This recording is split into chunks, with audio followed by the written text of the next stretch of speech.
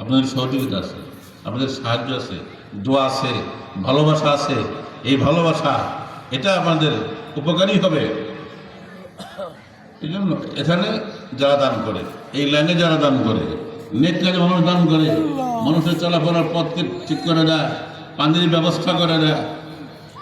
এবং এই যে এলম একটা জিনিস, কোরআন শিখতেছে, ধারা চলে আসছে, চলতেছে, এই যত চলবে এই সমস্ত নেকি যারা এর সূচনায়, যারা এটা আবিষ্কার করছে, যারা প্রথমে আছে, সূচনাতে আছে, এদের কবরে সব পুষ্টি থাকবে।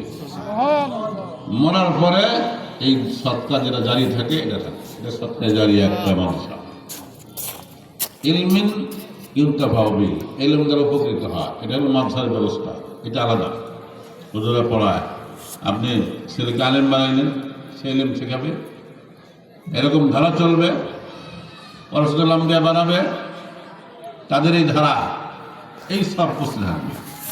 3 নম্বর ওয়ালাদিন সালিহিন ইয়াদুলাহু, নেক সন্তান দোয়া করে। নেক সন্তান দোয়া করে, বাবা চলে গেছে, মা চলে গেছে, দোয়া করে হাত ওঠে, আল্লাহ আমার বাবারে মাফ করে দেন। বাবারে মাফ করার জন্য আল্লাহ পাক দয়া করে দোয়া শিক্ষা দিয়েছে, রব্বির হামহুমা কামা রব্বায়ানি সগীরা। এটা শিখাইছেন কাটি গিয়ার মাদ্রাসার বড় হুজুর না? এই দোয়াকে শিক্ষা দিয়েছেন আল্লাহ, যে আল্লাহর কাছে এমনভাবে দোয়া করবো, রব্বির হামহুমা, হে প্রভু তাদের উপর দয়া করেন, কামা রব্বায়ানি সগীরা, যেমন ছোটবেলা আমাকে তারা প্রতিপালন করছেন দয়া করে, নিজে না খেয়ে আমাদেরকে খাওয়াইছেন, নিজে ঠান্ডা জায়গা শুয়েছেন, আর ছেলেকে, সন্তানকে বুকে, গরম বুকের মধ্যে আসছেন। সন্তানের সমস্ত ভালো দিকে তারা দেখাইছে, যে ছোটবেলায় যেমন করে আমাকে আদর করে লালন পালন করছেন, আল্লাহ তাআলা আমার আব্বা আম্মাকে রহম করেন, আপনার রহমতের কোলে তুলে নেন। সন্তান এরকম দোয়া করবে, এই দোয়া আপনার কথা বলা সূরা ইব্রাহিম আছে, রব্বানা গফিরলি ওয়া লিওয়ালিদাইয়া ওয়া লিল মুমিনিনা ইয়াওমা ইয়াকুমুল হিসাব। আল্লাহ পাক, হে প্রভু আমাকে মাফ করেন, আমার পিতাকে মাফ করে দেন, এবং মুমিনদেরকে মাফ করে দেন সে হিসাবে। সূরা ইব্রাহিমের 41 নম্বর আয়াত মনে হয়। তাহলে এই দোয়াগুলো আল্লাহ শিক্ষা দিয়েছেন যে সন্তান বাপ মার জন্য দোয়া করবে। নেক সন্তান যখন আল্লাহর কাছে দোয়া করবে, এই দোয়াগুলো কবরে বসে, এই দোয়াগুলো কবরে বসে। সুতরাং বুদ্ধিমান পিতা তারা, যা দোয়া করার মতো সন্তান বানায় যায়। আজকে আপনি আজ মাহফিল আসছেন টুপি দিয়া, বোঝা গেল পিতা মাতার মেহনত আছে, তারা মেহনত করছে, যে মেহনতের কারণে মাথায় টুপি দেয়, শীতের মধ্যে বল যাই একটু আসে না, এবং দোয়াও হবে সেখানে, দোয়া করে আসি। এরকম নিজেরাও সন্তানদেরকে বানাই দিতে হবে, যে আমাদের পরে তারা জন্য আল্লাহর কাছে দোয়া করে। আওয়ালাদিন সালিহিন ইয়াদুলাহু, পক্ষান্তরে সূরা মরিয়মের মধ্যে ফাখালাফা মিন বাদিহিম খালফুন আযাউস সালাতা ওয়াত্তাবাউস শাহওয়াত, অযোগ্য সন্তান, পিতামাতার অযোগ্য সন্তান, যা নামাজ পড়ে না, যা পবিত্র অনুসরণ করে, অযোগ্য সন্তান, অপদার্থ সন্তান, যারা নামাজ পড়ে না, আযাউস সালাত, নামাজকে নষ্ট করে, ওয়াত্তাবাউস শাহওয়াত, যারা পবিত্র অনুসরণ করে, ফাসাবিয়ালকাউনা গাইয়া, তারা ধ্বংসের গহ্বরে পড়বে। যোগ্য সন্তান তারা যা নামাজ পড়ে, যারা পবিত্র অনুসরণ করে, মনে যা চায় তাই করে না, দেখে প্রভুর কি নির্দেশ, আমার দয়াল নবীজি মুহাম্মদুর রাসূলুল্লাহ সাল্লাল্লাহু আলাইহি ওয়াসাল্লাম তার কি তরিকা, এদিকে খেয়াল করে, এদিকে লক্ষ্য করে, জীবন সেভাবে পরিচালনা করে,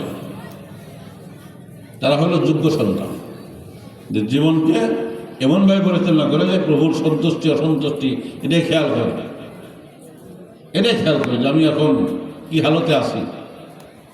ভূমিকম্প হবে, ভূমিকম্পের মধ্যে ভালো মানুষও মারা যেতে পারে, খারাপ মানুষও মারা যেতে পারে, কিন্তু ভালো মানুষ যদি ভূমিকম্পে মারা যায়, এই ভালো মানুষটা শহীদ হবে।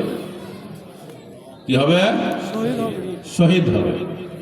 তার মানুষ যদি উপর থেকে পড়ে মারা যায়, আগুনে পড়ে মরে যায়, পানির মধ্যে পড়ে মারা যায়, মামুনরা বাচ্চা হওয়ার সময় মারা যায়, পেটের পীড়ায় মারা যায়, এগুলোর দ্বারা শাহাদাতের মর্যাদা লাভ করে। কিসের মর্যাদা লাভ করে? শাহাদাতের মর্যাদা লাভ করে।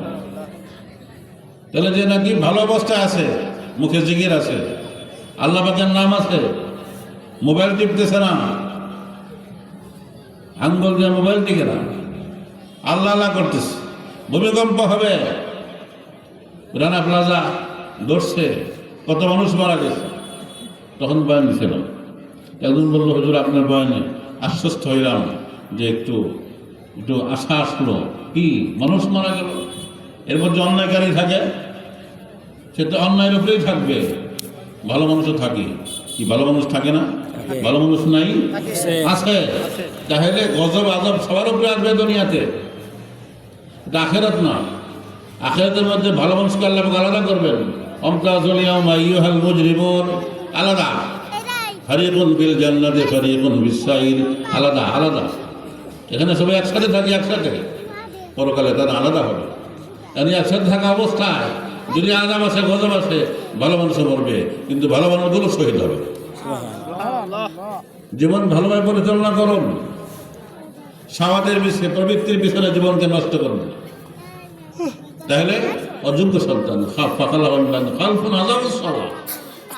অযোগ্য সন্তান যারা বাপ মার মৃত্যুর পরে নামাজ পড়ে না, মানে আগেও পড়ে না, এখনো নামাজ পড়ে না, ওয়াত্তাবাউ শাহওয়াত প্রবৃত্তির পিছনে, নফসের চাহিদার পিছনে দৌড়ায়। জীবনটাকে আল্লাহর জন্য দিতে হবে। আল্লাহ সন্তুষ্ট কোন পথে, কাজে আসবে কোন পথে? আরে মোবাইল টিপাও কেন? লা হাওলা বড় না, লা হাওলা ওয়ালা কুওয়াতা ইল্লা বিল্লাহ 300 বার পড়ো, ধনী হয়ে যাবে, ধনী হয়ে যাবে, ধনী, অভাব মুক্ত হয়ে যাবে, পেরেশানি অস্থিরতা দূর হবে।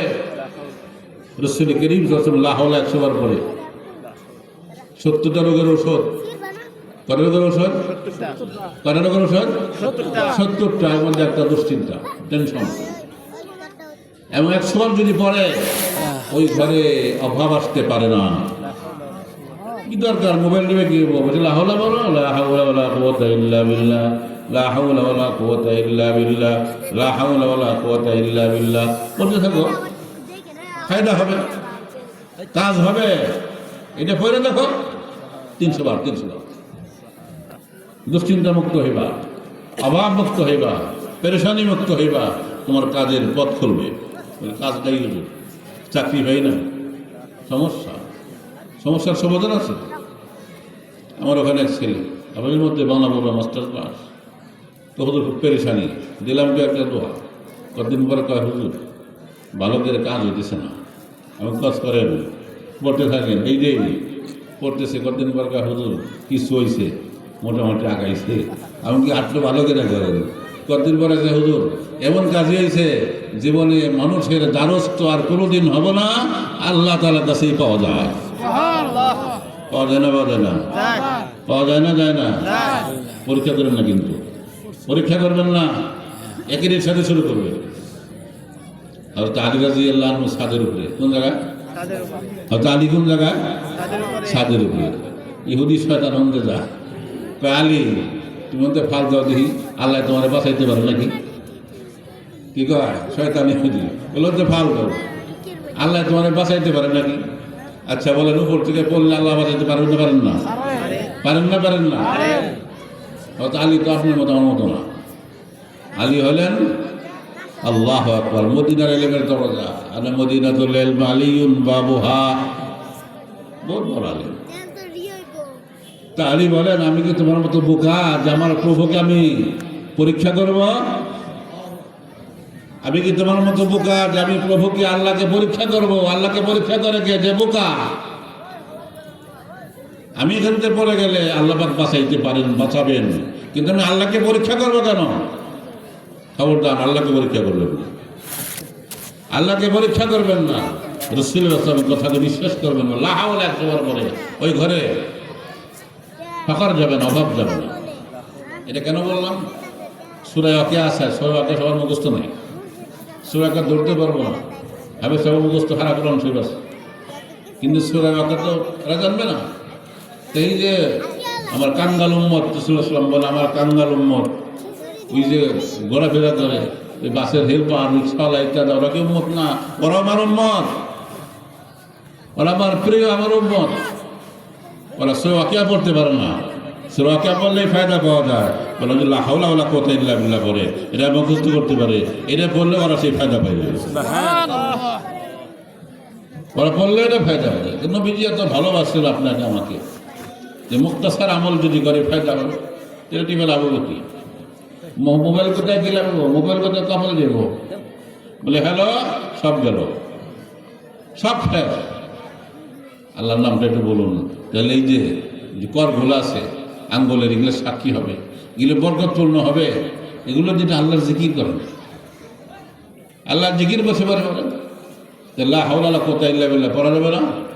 এক হাদিস আছে, রাসূলুল্লাহ সাল্লাল্লাহু আলাইহি ওয়াসাল্লাম বলছেন, আবু হুরায়রাকে আমারানি খলিলি আন উকসিরা মিন কাওলি লা হাওলা ওয়ালা কুওয়াতা ইল্লা বিল্লাহ, এটা বেশি বেশি পড়ার জন্য বলছেন।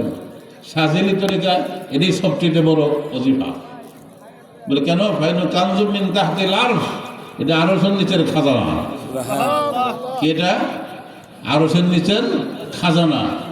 তার মানে কি? যেটা পড়লে আরশওয়ালাকে খুশি করা যায়। আরশওয়ালা প্রভু আল্লাহ খুশি হন। কেন খুশি হন?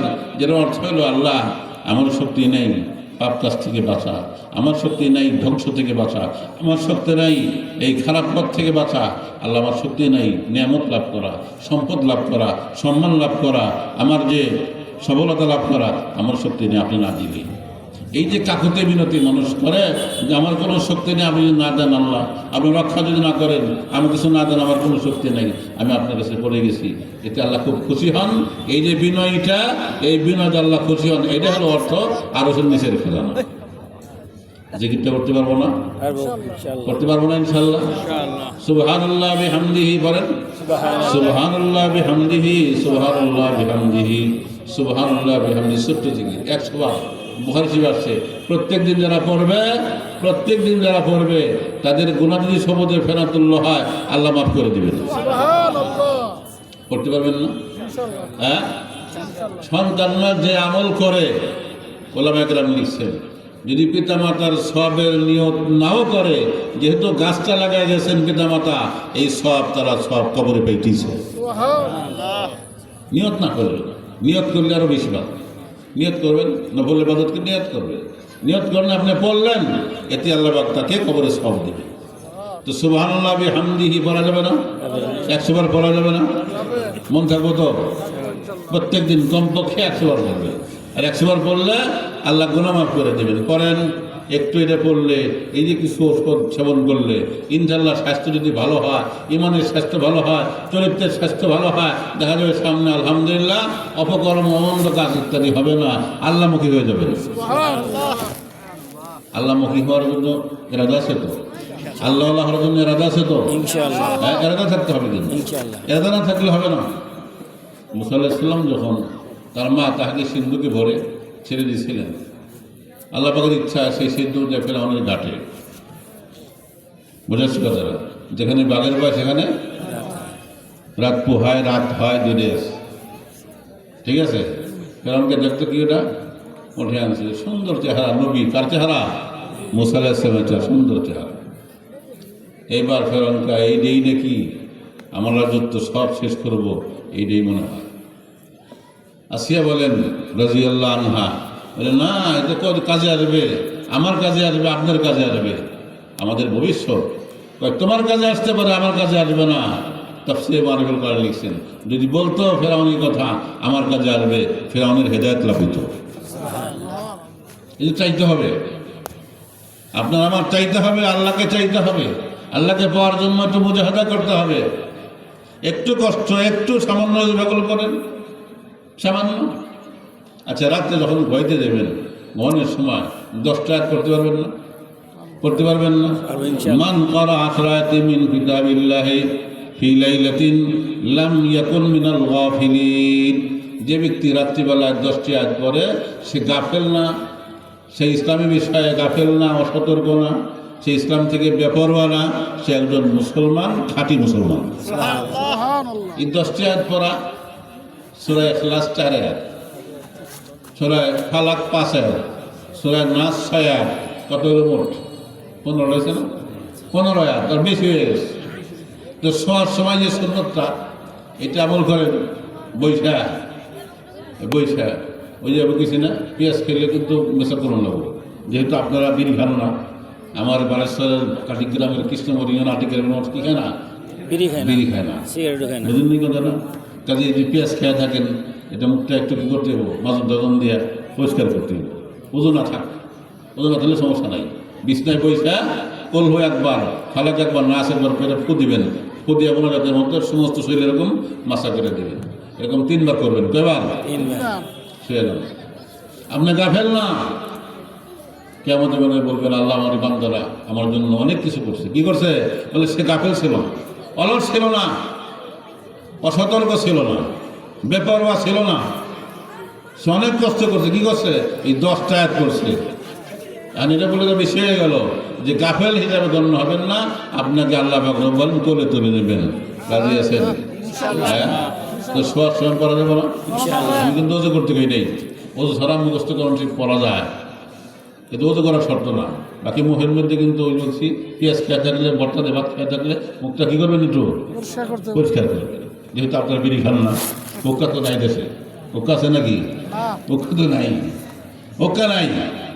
কাজেই মুখটা পরিষ্কার করে খালি এরকম সুরাগুলা করে সে লাহলার কথা বলছি। গরিব হবেন না, গরিব থাকবেন না, পেরেশানি দূর হবে।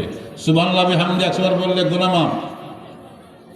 আর রাত্রিবেলায় শোয়ার সময় একবারে মোবাইল টোবাইল সব বাদ দিয়া পয়রা খালি শুয়ে যাবেন, তাহলে আপনি গাফেল না, আল্লাহর জন্য পরিশ্রমকারী কঠোর মুজাহিদ আপনি একজন শুয়ে গেলেন।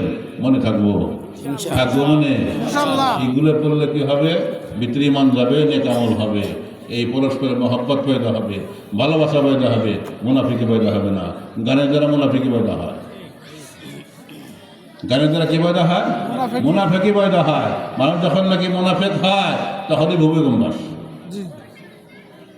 ইজা জহরাতিল কাইনাত ওয়াল মাজিব, গায়িকার সংখ্যা বাড়বে, গান বাদ্য বাড়বে, খেলার প্রসাধনী বাড়বে, তখন জমিন ধসে যাবে, মানুষের আকৃতি পরিবর্তন হবে। এর থেকে বাঁচানোর কোনো শক্তি নাই, কেউ বাঁচাইতে পারবে না। একটাই বলে, এই যে পাপ কাজ, যে পাপের জন্য গজব আসে, ওই পাপ কাজ বাদ দিতে হইব। কি কাজ বাদ দিতে হইব? এই পাপের কাজ বাদ দিতে হইব। এই পাপের কাজ বাদ দিলে এই যে মুসিবতগুলো আসে, যে মুসিবতের মোকাবেলা করার মতো ক্ষমতা কারো নাই, তাহলে বাঁচা যাবে। এটাই মওয়াজ মাহফিলে বলা হয়, এটা মাদ্রাসায় শিক্ষা দেওয়া হয়। ওলামা কেরাম এগুলো বলেন যে মানুষের জিন্দিগি চরিত্র কীভাবে সুন্দর হবে, কীভাবে সুন্দর হবে। স্বামী স্ত্রী, মানুষের ঘরোয়া সুন্দর জিন্দিগি, এটা সুন্দর জিন্দিগি হবে, যে জান্নাতের নমুনা হবে। কীভাবে? যে প্রত্যেকে যদি নেককার হয়, প্রত্যেকে আল্লাহ ভীরু হয়, প্রত্যেকে সহনশীল হয়, ধৈর্যশীল হয়, প্রত্যেকের প্রতি শ্রদ্ধাশীল হয়, তাহলে পরিবেশ সুন্দর হবে না? সুন্দর হবে না? হবে না? হবে না? হবে। কত মানুষ আছে সুন্দর চর, একটা আত্মীয় হিসেবে আমাদের, আমার মামাতো ভাই, হ্যাঁ, মেয়ে অর্থাৎ ভাতিজি বিয়ে। তো পরিবেশের মধ্যে তার 3-4 ভাই, বাপ মারা গেছে অনেক আগে। বড় ভাই সকলকে স্নেহ বড় করছে, যত জমি জমা কিনছে সব কিছু করছে ভাইদের নামে। আমি বললাম আমাদের সাথে আত্মীয় করো, তাড়াতাড়ি করো। যাদের মধ্যে এরকম চিন্তার বরাস, বাবা মারা গেছে, বড় ভাই সে উপার্জন করছে, ওরা পরে প্রতিষ্ঠিত হয়েছে, লেখাপড়া করেছে, কিন্তু যত সবাইকে শরিক করছে, তারাও তাকে বাপের মতো মানে। হাদিসেও আসছে বড় ভাই বাপেরই মতো, শ্রদ্ধা পাওয়ার যোগ্য। তাহলে পরিবেশের মধ্যে যদি হিসাব থাকে, প্রত্যেকের মধ্যে যদি এরকম নেক আমল থাকে, ভালোবাসা পয়দা হবে না? হবে না? ভালোবাসা পয়দা হবে না? হবে না? এগুলো ইসলামের প্রভাব, নেক আমলের প্রভাব মানুষের মধ্যে শান্তি দেয়। তাহলে এই আগুনের পরিবেশকে ঠান্ডা করতে হইলে নেক আমল ছাড়া কোনো গতি নাই। নেক আমল যতটুকু পারেন, নেক আমল, ওই বদ আমল বাদ, গুনাহ ছেড়ে দিয়ে একটু বসেন নেক আমলের মধ্যে, নিরন্তরটাও ঠান্ডা হবে। নিজের সাথে একা উপকৃত হবেন না, আপনার সাথে যারা আছে তারাও উপকৃত হবে। অমন কানা মাইতান ফাহিয়াইনাহু ওয়া জাআলনা লাহু নূরান ইয়ামশি বিন-নাস কাম মাসালু ফিয-যুলমাতি লাইসা বিখারিজিন মিনহা। যে ব্যক্তি মৃত্যু ছিল, তাকে জীবন দিছি, সে একটা আলোর উপরে আছে, সে চলে জমিনের মধ্যে, সে কি ওই ব্যক্তির মতো যে অন্ধকারে? তাহলে মুমিনের সাথে একটা আলো আছে। মুমিন যেখানে যাবে আলো নিয়ে যাবে। কি অর্থ? জালওয়ালা, লাইটওয়ালা রাস্তায় চলে, সে উপকৃত হয়। এর সাথে রাস্তায় অন্য মানুষ থাকে নিয়ত ছাড়াই, উদ্দেশ্য ছাড়াই, ওই লাইটওয়ালার সাথে চললে আশপাশে থাকলে তারাও বিকৃত হয়, হয় না? হয় না? সুতরাং মুসলমানের দ্বারা, মুমিনের দ্বারা অন্য মানুষ এমনি উপকৃত হবে, এটা মুসলমানের স্বভাব। যে উপকৃত না হয়, বোঝা গেল তার মধ্যে ইসলামের সেই আলো নাই, সে মুসলমান বলার যোগ্য না, মুমিন হওয়ার যোগ্য না। মুমিনের স্বভাব এটা, সেখানে যাবে আলোওয়ালা হবে, সে নিজে ধ্বংসের মধ্যে পড়বে না, গর্তে পড়বে না, গুনাহের মধ্যে পড়বে না, নারীর ফেতনায় পড়বে না, মালের ফেতনায় পড়বে না, কোনো ফেতনায় পড়বে না, সে সঠিক পথে থাকবে। এবং সে একা বাঁচবে না, তার সঙ্গে যারা থাকবে চলবে, ওই বাতিওয়ালার সাথে থাকবে, রাস্তা মোহন যেরকম বাঁচে তারাও এরকমভাবে বাঁচবে, তারাও এরকম রক্ষা পাবে। এটা মুমিনের শান হওয়া উচিত। জি, মুমিনের শান হওয়া উচিত, মুমিনের স্বভাব এরকম থাকা উচিত। আমান কানা মুমিন মাইতান ফাহিয়াইনাহু জাওয়ান ইয়ামশি বিহিন নাস কামা মাসাফিজ যুলুমাত। এই জন্য আমাদের যে স্বভাব, যে অবস্থা, নেককার হয়, নেককারের সাথে গুনাহ। মোবাইল তো এটা এখন মানুষের ব্যবহার করে কেন? যে ওয়াজ মাহফিলেও হয়, কি বলেন, ওয়াজ মাহফিলেও ফটো তোলে, তুলনা তুলনা তুলনা তুলনা গুনাহ, যে গুনাহ। যারা এখানে পুরস্কৃত করছে, বই দিচ্ছে, আমি বলছি নেকের কাজ, এটা ভালো কাজ। ফটো তুলছে, এটা গুনাহ, আমি বলে দিচ্ছি, মানে নাই, কিচ্ছু করার নাই, কিছুই করার নাই।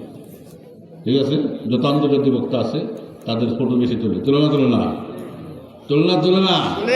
গুনাহ যেটা অন্যায়, এটা গ্রহণ করা যাবে না কারো কাছ থেকে। এই গুনাহ সমাজের মধ্যে আগুন ধরা, গুনাহ ঈমান নষ্ট করে, গুনাহ আগুন যেরকম সার করে সব কিছু করে। এই জন্য যতটুকু নেক কাজ করি, সেটাকে গুনাহকে বাদ দিতে হবে, অন্যায় বাদ দিতে হবে। হাদিসটা বলে শেষ করি, জাহান্নামতে একটা গর্দান উঠে আসবে, গর্দান 3 কিসির মানুষকে ধরবে। এর মধ্যে অহংকারী একজন, জালিম, আর একজন শিরক করে আল্লাহর সাথে, আর একজন যে ফটো তোলে, এই গর্দান তাহাকে ধরবে, বলবে, তার জবান থাকবে, তার চক্ষু থাকবে। ফটো নিষিদ্ধ, হারাম, গুনাহ। ওই কত গল্প করতেছে। এই একজন আমার মুসলিম মারা গেছে, তাকে নিয়ে যাবো বরিশাল নিয়ে যাবো, এখানে জানাজা পড়তে কাহিনী, আমি জানাজা পড়া যায় না, সারা দুনিয়া পরে আমাকে সারা দুনিয়া চোর আছে, বাটপার আছে, মদখোর আছে, এরকম অন্যায় কাজকারী আছে, সারা দুনিয়া মানুষ এরকম অন্যায় কাজ করে। সেই জন্য কি এটা ন্যায় হবে? জানাজা 3-4টা হয়, তাকে ন্যায় হবে? একটাই তো জানাজা হবে। তো ফটো সারা দুনিয়া মানুষের আন্তর্জাতিক অনেকে করে, আন্তর্জাতিক গিয়ে আবার হাদিস কোরআন জানি না, হাদিস কোরআন নাই, যে হাদিস বললাম আমি এটা। এবং আলাদা হাদিস আছে, রাসূলুল্লাহ সাল্লাল্লাহু আলাইহি ওয়াসাল্লাম লানত করেন যারা ফটো তোলে। তো রাসূলের লানত এটা কেউ ঠেকাইতে পারবে না। এই লানত থেকে বাঁচার জন্য এই অপকর্মকেই বাদ দিতে হবে। অথবা সারা দুনিয়াকে জয় করা কারণ সমর্থন হবে না, সারা দুনিয়া আসলে বোঝাবে যে কেউ পারবে না, কিন্তু সে যতটুকু জানে তার আঙ্গিকে সে সত্য কথা বলতে পারে। এই জন্য মানুষ মারার মতো কিছু মানুষ আছে না নাই? কথা বললাম, 2টা মানুষ যদি আমল করে যথেষ্ট। 2 লক্ষ মানুষ কেউ আমল করলো না, কি লাভ হবে? আল্লাহ পাক আমাদেরকে আমল করার জন্য তৌফিক দান করেন। আমিন ওয়া আখিরু দাওয়ানা।